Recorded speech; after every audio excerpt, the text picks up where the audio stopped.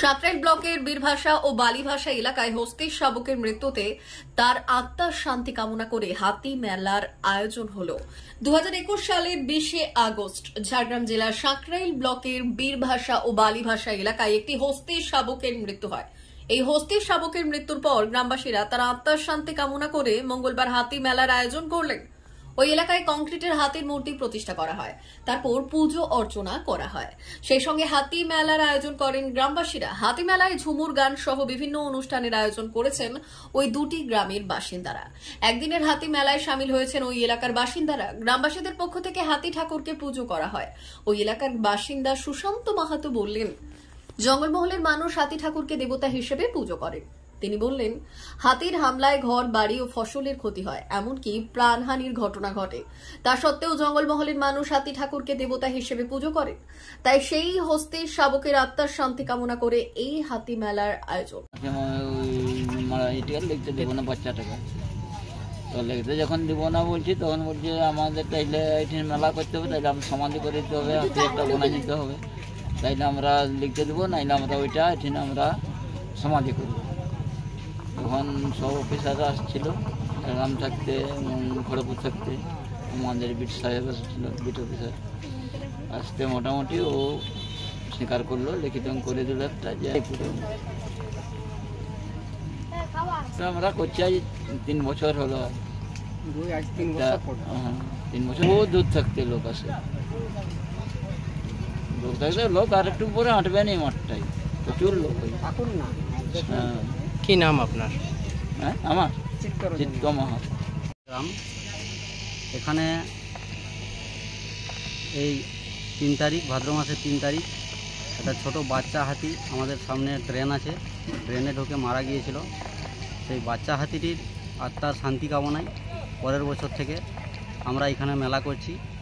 ভাদ্র মাসের 3 তারিখ আমাদের এখানে এটা 3য় বর্ষ।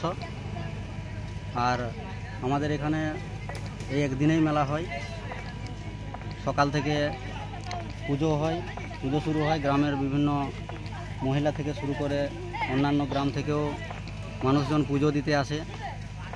আর আমাদের এখানে তারপরে 1টা নাগাদ একটা ঝুমুর গানের প্রোগ্রাম হয় প্রতি বছর। আর এই বছর যেহেতু 3য় বর্ষ, আমাদের খড়গপুর বন বিভাগের উদ্যোগে গত আগের 2 দিন অর্থাৎ রবিবার এবং সোমবার আমাদের ফুটবল খেলারও আয়োজন করা হয়েছিল। ফুটবল খেলার প্রাইজ বিতরণী সভা আর কিছুক্ষণ পরে আমাদের আরম্ভ হবে। আমাদের মধ্যে বন বিভাগের, খড়গপুর বন বিভাগের রেঞ্জার সাহেব, এডিএফও সাহেব ওনারা উপস্থিত হবেন, আমাদের সাকরাইল বিট অফিসারও উপস্থিত হবেন। এইভাবে এই ভাদ্র মাসের 3 তারিখে আমাদের এখানে একটা মেলার আয়োজন করা হবে। কি নাম? আমার নাম আশিস মাহাতো।